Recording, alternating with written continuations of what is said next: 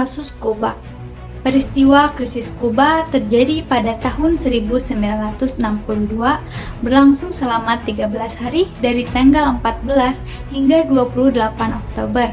Konflik ini dipicu oleh ketegangan antara Amerika Serikat yang dipimpin oleh John F. Kennedy dan Uni Soviet yang dipimpin oleh Perdana Menteri Nikita Khrushchev selama Perang Dingin. Amerika menemukan rudal balistik nuklir Soviet di Kuba, menyebabkan ketegangan yang memuncak karena rudal tersebut berada dekat dengan pantai Florida hanya 90 mil saja.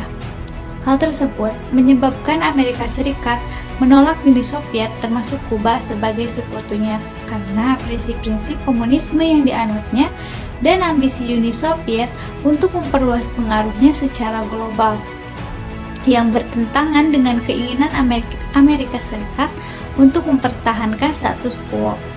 Namun dari perspektif materialis, Uni Soviet menyadari ketidakseimbangan dalam kekuatan militer, khususnya dalam hal kepemilikan rudal nuklir.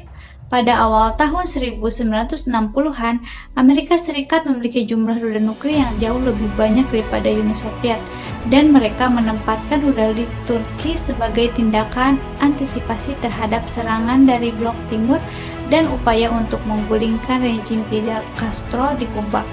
Sebagai respon, Uni Soviet mengirimkan rudal ke Kuba untuk melindungi sekutunya dan sebagai tanggapan atas ketegangan militer dengan Amerika Serikat.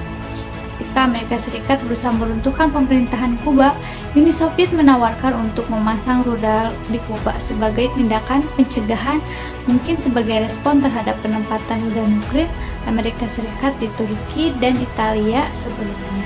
Pada Oktober 1962, Amerika Serikat menemukan kesepakatan rahasia antara Kuba dan Uni Soviet terkait pemasangan rudal nuklir di Kuba. Presiden John F. Kennedy merespon dengan memerintah blokade militer terhadap Kuba, menghentikan persenjataan tambahan.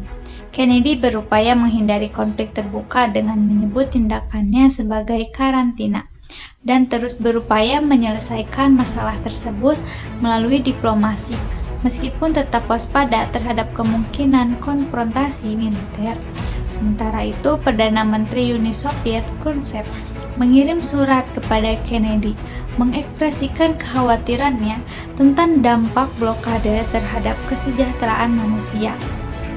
Selama 13 hari kritis tersebut, terjadi insiden seperti kapal Soviet Girchete yang mencoba melewati blokade dan pesawat mata-mata Amerika yang ditembak jatuh oleh kapal misil Soviet.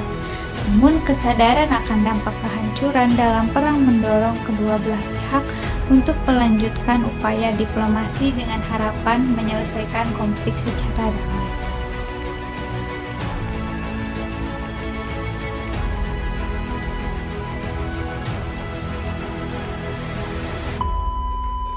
Kasus Venezuela.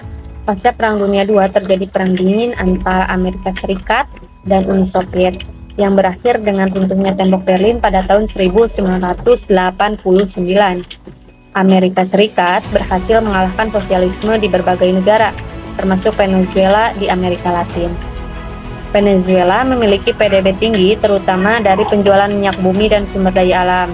Kekayaan Venezuela menarik perhatian internasional dan menjadikannya mitra ekonomi yang potensial bagi negara lain. Amerika Serikat sebagai negara maju dalam politik dan ekonomi berpengaruh besar dalam penyebaran ideologi liberalisme ke Venezuela. Di Amerika Latin, harapan terhadap kebijakan neoliberal tidak terpenuhi dan kekecewaan masyarakat muncul hingga Hugo Chavez terpilih sebagai presiden Venezuela pada tahun 1998 dan menjadi tokoh utama dalam perlawanan terhadap imperialisme. Sebelum menjabat, Chavez telah menyadari masalah dalam negaranya dan memimpin upaya perubahan serta perlawanan.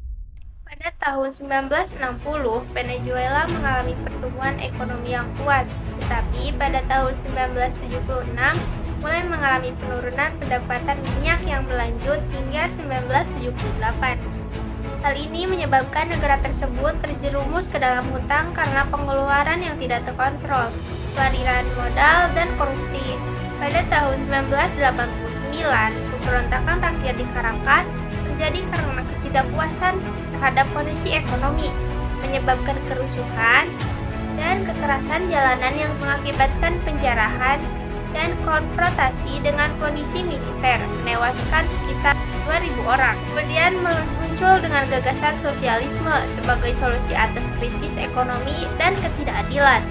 Di bawah kepemimpinan Venezuela, mengalami perubahan besar dengan kebijakan ekonomi dan politik yang mendukung masyarakat serta meningkatkan partisipasi mereka dalam pengambilan keputusan. Capes dikenal sebagai pemimpin sosialisme yang menentang ideologi neoliberalisme dan mengadvokasikan sosialisme pada abad ke-21.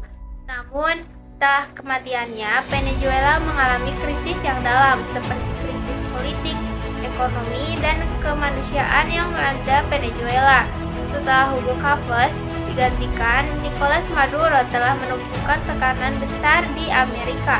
Venezuela sebelumnya dianggap sebagai kekuatan ekonomi di Amerika, kini menghadapi penurunan drastis dalam perekonomian dan tingkat inflasi.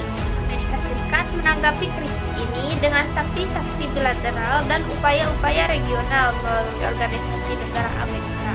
Sanksi-sanksi tersebut mencakup larangan transaksi antara pemerintah Venezuela dan perusahaan minyak. Meskipun demikian, pemerintah Maduro tetap menolak bertanggung jawab atas krisis tersebut dan menyalahkan Amerika Serikat.